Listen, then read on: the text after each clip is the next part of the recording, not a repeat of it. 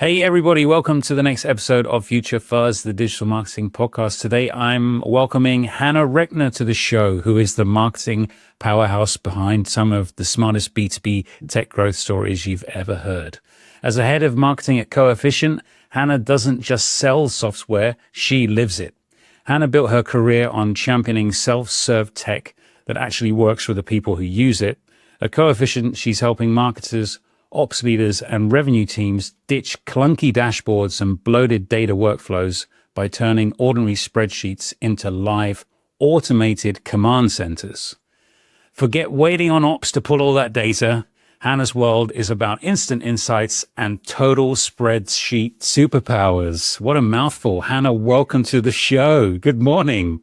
Good morning. Good morning to our guests. Good afternoon to you. Yeah. Afternoon, my side, morning, your side. You've got your Starbucks. You're ready to go. We're ready. Amazing. I love it. So I'm in sunny Amsterdam, and you are calling from today? The DFW area. Yeah, just by the DFW airport. If you ever fly over me, that's where I'm at. Amazing. And you've got a little doggy in the background there as well, right? I do, yes. She won't make a peep, which she does. She does move around a little bit. She's a podcast pro. Awesome. Yes. Mummy's talking again on another podcast. Awesome. Hannah, thank you so much for joining. So tell us about Coefficient. So you obviously gave a short introduction there, but what is the crux of the problem that Coefficient is trying to solve for companies? Yeah, so I honestly think about Coefficient in a way that really it's solving a first principles problem, a problem that we've all had, most of us, our entire careers. And that's just pulling data into spreadsheets. So we're constantly exporting and importing and copying and pasting. And not only does that eat up time, it also causes data discrepancy and errors. But that can all be automated. And I think, there's beauty, but also a very large challenge in marketing Coefficient is the fact that, again, most of us have dealt with this our entire career, right? So we're not out there looking for a solution because we probably don't think there is one, but there is. And, we launched about 5 years ago. We're Series A org, tracking towards our Series B, already at that revenue point where we could, but we want people to fight over us, just like they fought over us for our Series A. And so all of really the first couple of years as, leading the marketing team here was really about just driving new usage. We're a freemium product. And so we grew from 40 to 600,000 users in about 2.5 years. And really the beauty of Coefficient is that it's completely tech stack agnostic. So no matter what data you're pulling in from where, your CRM, your database, because you don't want to get on your data engineer's data backlog. Right. Your like any tool, Google Search Console, Google Analytics, you can pull and blend that data in sheets when you don't necessarily have an operations team or a data engineering team to support you. I do things like blending HubSpot and Google Ads data and making faster decisions in my ads channels because of that. Right. So all of our operators bring us everywhere with them. So that's kind of the beauty is that they fall in love, they use it at one org and they bring it to the next org and introduce a new team to it. So it's been really a joy working here because we're just so customer obsessed. So we speak to our users every day. One of our first few employees was a user researcher, which is very uncommon. Yeah, indeed. That is really uncommon. So real world example is I've got some HubSpot data. I'm running a campaign. I've got my pipeline. I'm also running some maybe cold email outreach as well. And I'm pulling that all in one place and I'm setting rules to provide me analysis and to give me a synopsis. Absolutely. Absolutely. Yeah. So yeah, you can pull all of that data. You can blend the data in the way you need. You can set alerts, like Slack and email alerts. Yeah. All of your dashboards are live at all times. But as we all know, spreadsheets have the most flexibility out of any software out there because, HubSpot can possibly support every single individual's use case and reporting needs. Right. And so, spreadsheets are just the ultimate flexibility when reporting and operating. And so, there are tons of SaaS orgs out there trying to kill the spreadsheet. We embrace it like our users do. So don't try and kill something that's so entrenched, right? What's the most common use of live spreadsheet then? Is it all going into, I mean, I'm guessing Google Sheets, right, is the default for a lot of companies, and then Excel. Yes. Yeah. In Excel, obviously finance teams are very Excel heavy. Your newer orgs are usually Google Sheets shops. But yeah, we connect to the two big players, right? Google Sheets and Excel. But you can do interesting things like, I don't know if you use HubSpot, Justin, in your org, but HubSpot allows you to actually embed like a Google Sheet report inside of a HubSpot dashboard. Right. So run into like an issue with HubSpot reporting. Maybe you just don't have like the expensive plan that's required to build the report you need. You can just pull that data and build it in Google Sheets and embed it back inside of your HubSpot dashboard, which is really honestly one of the coolest hidden gems I've ever implemented, because my CEO was like, how did you do that? My very own CEO like brain using coefficient to do. He was like, how do you have brain search traffic in HubSpot? And I was like, Google Search Console into Google Sheets embedded into HubSpot. So love it. I've read there side by side with everything else. We're a HubSpot partner, right? We integrate companies on it all the time. So that's perfect. Yeah. You work with some pretty big organizations too, right? So I'm seeing one of my favorite brands in the world, which is Fender. Still got my Fender t-shirt from when I was a teenager, when I was in a rock band. Don't wear it anymore. It doesn't fit anymore. But, you know, like Spotify, Klaviyo, Kavak, Miro, Amsterdam startup, by the way. So how they must be scaling this stuff out, right? They must be doing like hundreds and thousands of queries, right? Yes, absolutely. And so obviously we're always limited by Google Sheets or Excel, where, you know, you get up to 500,000, a million rows, things could be slow. Like we don't have any capability because we're just leveraging your spreadsheet to get past that. But most operational workflows like don't require that many rows. And we also have a functionality to support that called cloud data set. So it's the only time we actually do like save your data. Like when you're importing into your spreadsheet, like we don't see anything, right? But like if you use cloud data sets because you're trying to get around those like kind of row blockers, that a lot of our like larger organizations are leveraging that functionality because they do have big, massive spreadsheets and data that they're sifting through. But yeah, we support fractional CFO firms of one all the way to your big gigantic orgs like Spotify. So the reality is again, everyone uses a spreadsheet, right? It doesn't matter where you are, who you are. You're using a spreadsheet. So if you're pulling data in it, especially today in the world of AI, and you're still doing that manually, there's probably a little bit of an issue there. Yeah, right.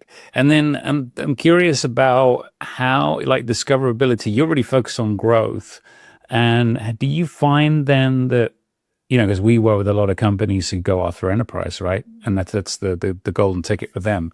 But I was just very curious, is the technique then to bring them on maybe even a free package or like a starter package, and then you see what they use it for and you scale it up? Or do these big companies just say, we really need help, we want to talk to someone? How does it normally go? Yeah, I mean, it's definitely a mix of both. And obviously we started with that pure like freemium kind of motion, right? And actually for the first like couple of years, it was like almost too generous of a free plan. And I would say kind of still is as a growth person. But pure freemium for sure. When we first, like our first very large orgs, like Klaviyo has been with us almost since the very start of our org. Our COO did do some like, you know, manual outreach kind of there, but a majority of what comes in, even to our sales team, is inbound. So it's inbound, you know, demo requests. Some of them are already using the product. Some of them, the individuals might not be, maybe their team is. But we're also getting more and more people now come in without using the product first because they've just heard so many things in so many different communities about how people are leveraging Coefficient. So we're getting more and more of that, but it's definitely a partnership with sales. Like we don't fight against like product led and self-serve or like sales led and sales assist. It's just teamwork. And following where the numbers are moving, right? So like mentioned fractional CFOs, and that wasn't something that we had on our radar and we're really building for in the moment, although we were building for finance teams, but this is a very like small niche. within what would be considered a finance team. But we started getting more fractional CFOs on demos and turned into really good conversations and had that learning from the sales team, and now actually go outbound to fractional CFOs as well. So we do a lot of like marketing at scale outbound. I'm talking like hundreds of thousands of emails a month.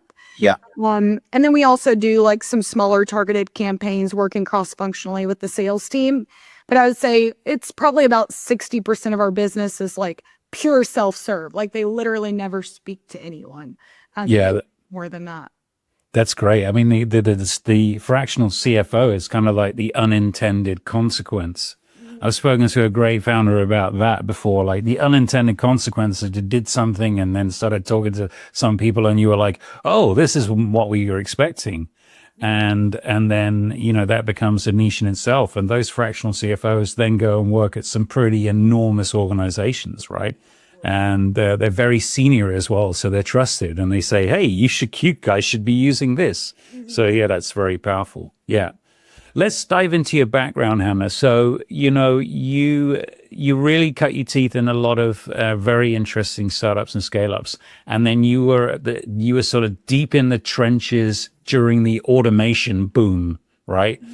How does the automation boom feel different to this AI wave that we're seeing now? Yeah, so I mean, it's a lot louder. There's social media that comes into play, but you know, I was an intern when I was told that I needed to implement HubSpot. This was like 13 or 14 years ago at this point. And I'd started working full time at that org after. But I was asked to implement it. I mean, this was the time when I was writing field validation codes between HubSpot and Salesforce, and I could not even imagine spending my time on that today. But honestly, I was, you know, I've always been someone that like wants to take on a challenge and wants to learn and very much a hands-on learner. Yeah. Which I think are 100% the people that are going to thrive in these moments in time are just hands-on learners, right? They need to get their hands dirty. They need to actually do it. They don't want to hear it from someone. And so I was very fortunate to be put in a situation where I was trusted to implement HubSpot and figure out how we were going to leverage it.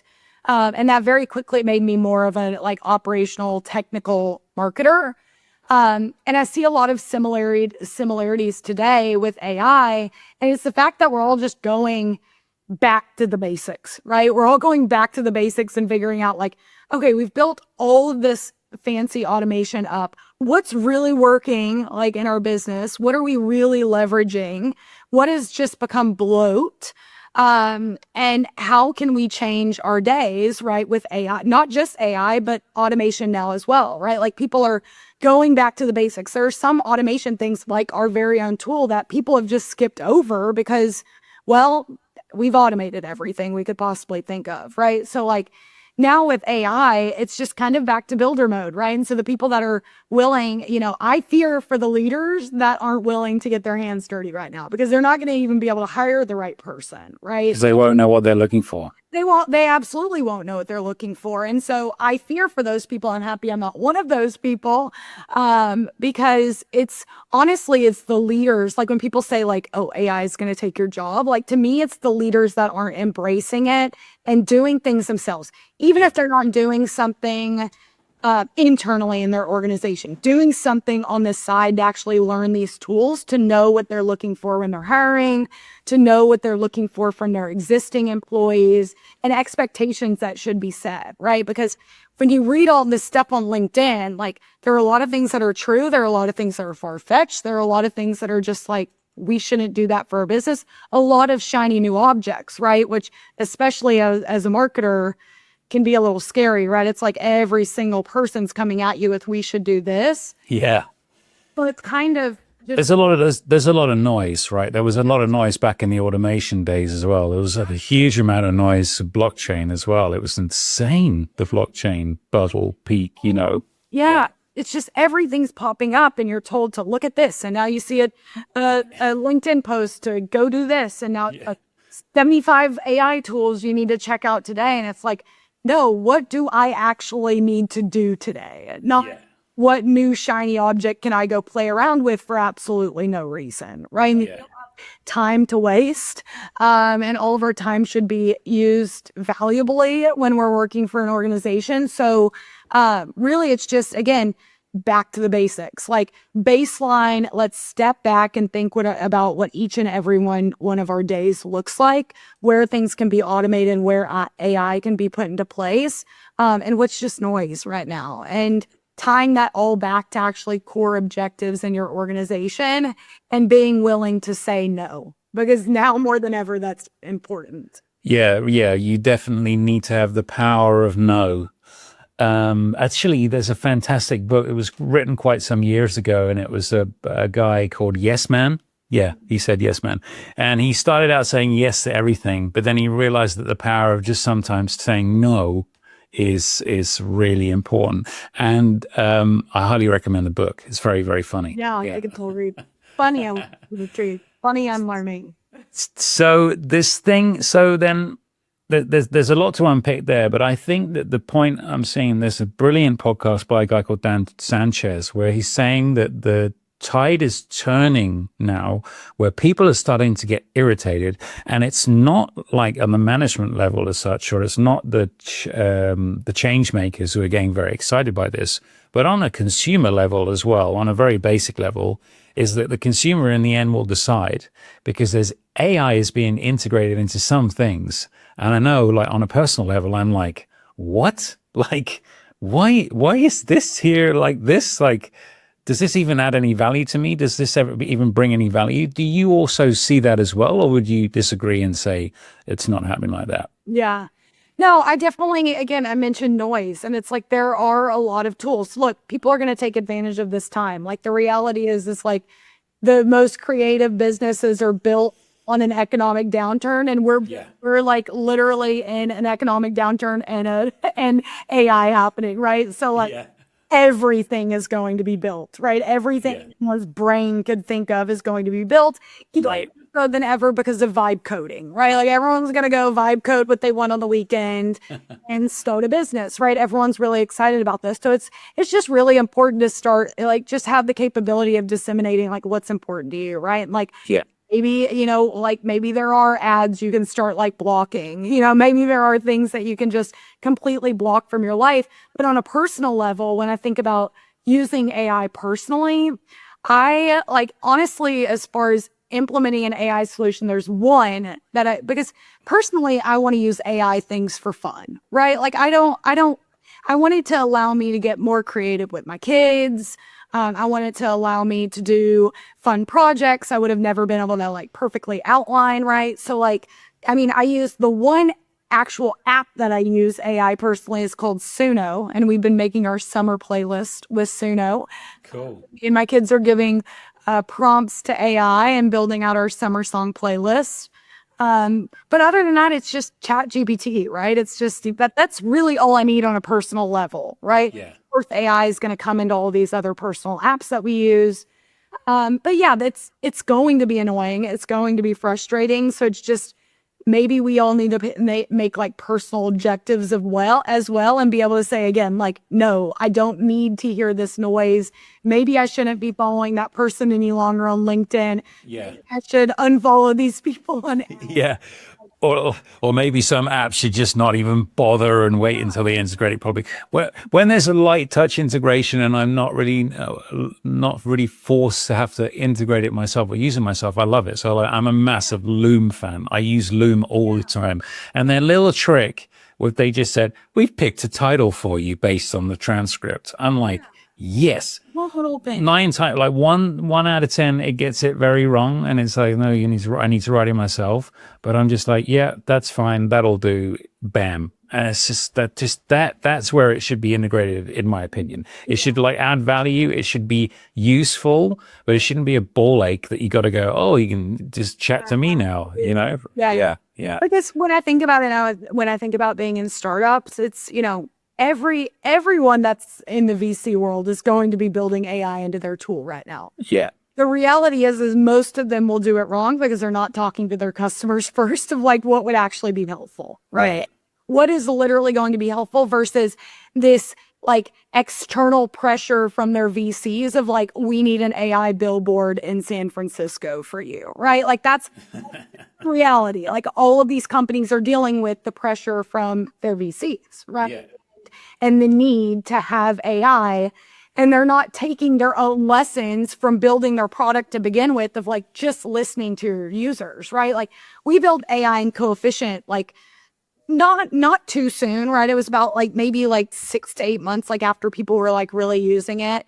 We built like a kind of a baseline like formula chart builder. We just did launch like an actual Sheets assistant, which can analyze your sheet and build your dashboards for you. And it is chat-like, right? Okay. The reason for that is because people are telling us that they're going to Chat GPT first to do the same thing. To do the same thing. Yeah. You got to make it light touch and easy access. Yeah. So like if they're, and for us, like the core thesis is that people want to stay in their spreadsheet, right? Like most people don't even think that they've ever logged into Coefficient. Yes, you can go to app.coefficient and see an admin dashboard, but there's nothing much there besides admin and payment, like just visibility on where Coefficient's being used in your organization. Other than that, you're in your spreadsheet, right? So for us, everything is about staying in your spreadsheet. So when our users are consistently telling us that, yes, like I am now, putting some of this into ChatGPT and trying to figure out these things, then it's time to build, not prematurely when our users aren't doing that yet. There are better things to focus on for a product and eng team to build for our users that they're already asking for, right? So we didn't do anything too prematurely, and we just really let our users guide us. And I think most organizations are not following that rule of thumb. We're just really fortunate to have executives that are like all about first principles thinking. Future Fuzz is sponsored by SalesSource, B2B pipeline management and sales growth for your business. Nice one, Hannah. So you've got background in building out community, right? You've got experience, hands-on experience of that. So I'm going to ask maybe like a double question, just because you've got your Starbucks, right? You can handle this. How do you know your product is ready to have a community attached to it? And then what finally flipped the switch to do it within Coefficient? Mm-hmm. Yeah, so I would say day one, I wanted to build a community. Day one, yeah. You're like, let's go. It did take me a few years to get there, 2.5 to be precise. But when, I worked at Agorapulse social media management platform for 4.5 years. So very familiar with not only building communities, but seeing all different types of organizations build communities. And so for me, like thinking about when an actual product is ready for community is when your users are telling, like when your users are reaching out to your support or on sales calls or on success calls and asking questions about what other people are doing with the tool, right? That is like the number one marker of like, a community is needed here, right? But you also don't want to do it too prematurely where it's not super active, right? Like if you have maybe a few hundred users, maybe 1,000 users, maybe you're going to get like 10 to 12 people in a community. Maybe you don't need a big community. Maybe you need just like a WhatsApp chat for now, right? Yeah. It's really about thinking about the scale of your organization. But really the reason that I wanted to build community day one at Coefficient was because Coefficient's a builder tool, right? There's not just 5 things you can do with Coefficient. There are unlimited things that you can leverage Coefficient for. Right. And so just like your Miro, for example, just like your Clay, just like even like an Airtable, right? Like there are a lot of different workflows that people are leveraging with these tools, right? Lots of different workflows, lots of different things within their organization, and maybe some things even personally. And those are the types of organizations that are going to thrive with the community, right? Because you can't, like a lot of people come into our tool, they hear about Coefficient, like, oh, you can connect your data to your spreadsheet. It's like, that's really just the beginning of what we then enable, right? Like, But if you come in and you think, oh, I can connect my HubSpot contact data to my spreadsheet, now what do I do? Well, you're really not going to like get much value out of Coefficient. So driving someone into a community in that moment in time where, oh, they can go into a HubSpot channel or they can go into a RevOps channel or a demand gen channel and really just get to read, like really, you can honestly just get value out of being a lurker in this type of community, right? Yeah. Yeah. Understand what other people are doing. So again, you can find things that resonate with what's important for you and go execute on those things versus, or just get inspired, right? Like it doesn't have to, no one's going to have the exact same workflow in a spreadsheet. No one's going to have the exact same report they're building. So it's really about like inspiring users of the types of things that they could be doing and ways they could be leveraging Coefficient. And our users come up with incredible things that we're never going to be able to think of ourselves. Yeah, Right? of course, yeah, because they're hands-on, right? And they're testing and trying, etc. And are they communicating mainly over a Slack community? Is that how you've done it? Yeah.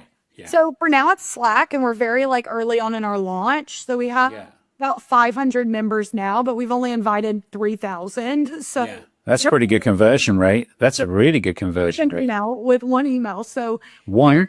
Yes. That's pretty impressive. Yeah. So our users really, like they really just, we did a lot of research up front. They really just want to learn from each other. Yeah. Right? Yeah. There's also a lot of other, we have a core persona, like a RevOps persona that like there's a lot of core, like big Slack communities in the RevOps persona, right? Like there's there's RevOps co-op, you name it, also within like marketing operations. So these users want community because again, they need to get inspired. They need to like leverage other people because they're building, right? And so, but in those communities, I mean, we all know those communities get annoying because people have to have like the community makes money because sponsors, right? And so then you just constantly hear from the same brands and you're a bit annoyed, right? We don't like, sure, the Coefficient logo's there, but like, we don't just talk about Coefficient inside of the community, right? Like that's not a requirement. So we really want to give a safe space for people to talk about their like data workflows in general, like whether it's data or reporting or a workflow that they have between teams, it's a space for them to talk about it. So I slowly imagining this like becoming like a safe space for these operators and builders in general versus like right now about, I would say like 80 to 90% of the conversation is like Coefficient just because again, it's like so early on. Yeah, sure. I would imagine that being like 50-50. Like it could expand, right? It could go anywhere. Yeah. And we will be doing things to encourage that because all of these people, again, Coefficient's tech stack agnostic. You're not going to go to an organization that is using the same, completely same tech stack. So you can just bring that with you, right? And as soon as you land in an organization, search Apollo and Coefficient. Like, how are people leveraging Apollo, right?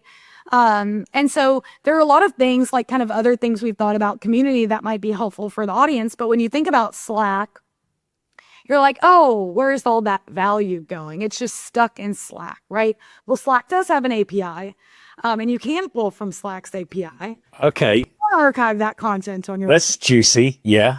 and still drive people to your Slack group, but still get the SEO and especially long form, like a long tail query SEO, because that's the way people are searching today too. Oh, I like that. Yeah. You don't, just because a lot of people get like fearful about Slack because, oh, there's no like mechanism to like really be able to keep this, especially if you don't want to pay for really expensive Slack for like that many community members, right? So maybe you're just on the free plan, it all disappears, but there is an API. So that's a really juicy tip. Yeah. there is the capability to get all that long form content. And then when someone lands there, they just drive themselves right back into the Slack, right? So that's where our users want to communicate. It makes sense for us, especially because, again, you don't have to log into Coefficient. So why are we going to make you log into like a circle on your browser for our community? It just makes sense. You're already in Slack, right? Again, we talk to a lot of our users. So yeah, just kind of a tip because, and again, like kind of going into SEO is another channel of ours and geo and AIO and all the things. So it's like now more than ever, and we've learned this from an SEO and a Google Ads perspective over the last like few months. It's just becoming more and more obvious that because even if someone's still leveraging Google, which I do, I still leverage Google. Yeah, still leverage it a bit. my queries are a lot more long form. And Yeah, they're more complicated, right? Yeah. they're a lot more complicated. And they also include Reddit often now. I don't think that just Yeah. so when you build these forum-based like sites as well that have long tail content, like the more likely that you're gonna actually like pop up, not just in a Google search, but in an AI review. I'm all over it, 100%. Hannah, that's amazing. There are some very juicy tips there. I love the one about the API integration from Slack, and then you're pulling out those messages and then you're analyzing that and making content from that. Hannah, I could talk to you for hours, but we come to the end of the show. It's having so much fun. Yeah. But yeah, I feel like we have to have a follow up here, and we have to also bring some engineers into the chat as well. But My content lead is basically an engineer. So all right, okay, perfect. So content lead engineer is the new job title. yes. If I change my job, I change it to that. But Hannah, absolutely amazing having you on. Great chatting with you, Justin. Amazing. So people are going to find you on LinkedIn. So it's Hannah Recker. So it's Hannah with a H at the end, and then it's Recker, Recker. You can find her on LinkedIn. We'll put the LinkedIn link in the show notes, and also go and check out Coefficient. Yeah, I mean, I'm going to definitely check it out straight after this pod. Hannah, it's brilliant having you on. Thank you. Great to chat. Thanks for having me, Justin. Thanks for tuning in and making the choice to listen to this podcast. If you liked what you've heard today, please don't forget to subscribe.